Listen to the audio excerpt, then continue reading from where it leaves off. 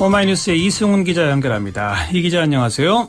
네, 안녕하십니까. 자, 오바마 대통령이 한국에 와서 오늘 오후에 청와대에서 한미 정상회담을 했죠. 그 분위기부터 정리해 주시면.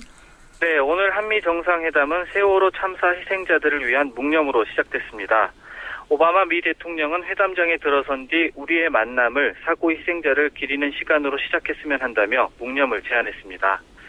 이에 따라 박 대통령과 정상회담 참석자들은 30초간 묵념을 했습니다. 예. 오바마 대통령은 또 한국의 동맹국으로서 그리고 친구로서 많은 사망자를 잃은 데 대해 깊은 애도를 표한다고 말했습니다. 박근혜 대통령은 묵념 제안에 대해 사의를 표하면서 미국의 위로와 지원이 우리 국민에게 큰 힘이 되고 있다고 답했습니다. 예. 이와 함께 오바마 대통령은 위로의 마음을 담은 징표로서 사고 당일 백악관에 개양됐던 성조기를 박 대통령에게 전달했습니다. 또 안산 단원고에도 위로의 뜻으로 백악관에 목련 묘목을 전달했습니다. 네. 그리고 오바마 대통령은 정상회담이 끝난 후에는 황제 지보 등 한국전쟁 참전 군인이 반출한 문화재 9점을 반환했습니다. 네. 자, 정상회담 합의 내용들은 어떤 겁니까? 네, 우선 내년 12월로 예정된 전시작전 통제권 전환 시기를 재검토할 수 있다는데 합의한 점이 눈에 띕니다. 박 대통령은 공동 기자회견에서 두 정상이 지속되는 북한 핵미사일 위협과 변화하는 안보 환경으로 인해 전자권 전환 시기가 재검토될 수 있다는 데 뜻을 같이 했다고 밝혔습니다. 예.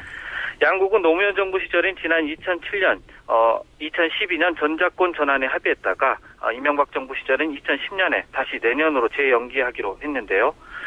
박근혜 정부도 전자권 전환 재연기를 미국에 요구해 왔는데 이를 미국이 수용한 것으로 보입니다. 예.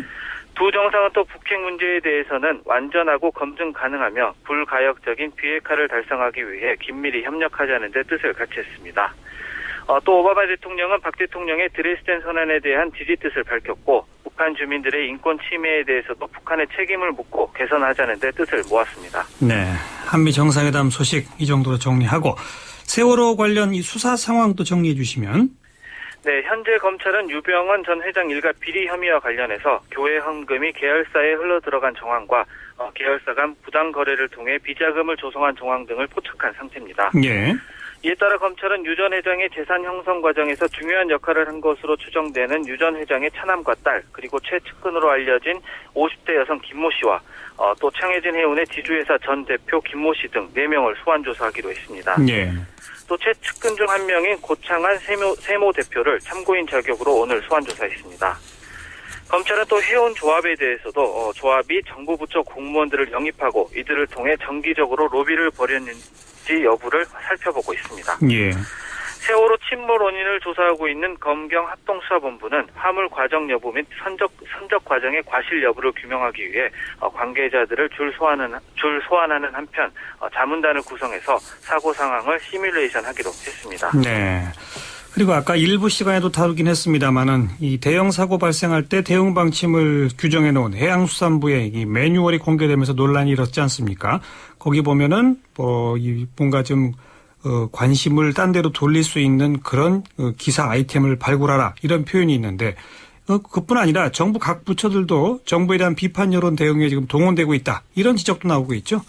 네, 그렇습니다. 그 해수부의 그 매뉴얼은 정부 부처가 따라야 할 대통령 훈령을 구성된 만큼 다른 부처 위기 대응 매뉴얼에도 같은 내용이 담겼을 가능성이 있습니다. 그렇죠. 그런데 현재 각 부처가 운영하는 공식 트위터가 세월호 참사 관련 정부 해명을 일사불란하게 전달하고 있는데요.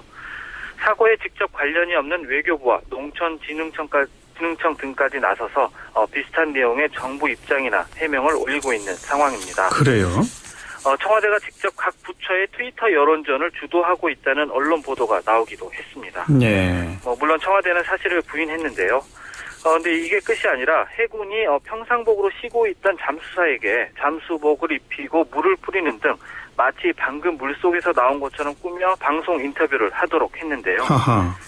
실종자 구조와 수색 작업에는 무능을 드러낸 정부가 비판 여론 무마에만 열을 올리고 있는 것 아니냐는 비판이 커지고 있습니다. 참.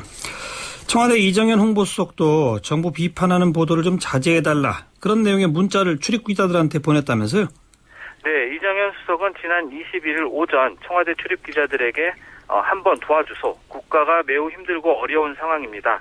문제 삼는 것은 조금 뒤에 얼마든지 가능합니다라는 내용의 문자 메시지를 보냈습니다. 또 지금은 현장에서 사투를 벌이고 있는 사람들을 격려하고 국민의 힘을 하나로 모아야 할 때라는 내용도 덧붙였는데요. 예.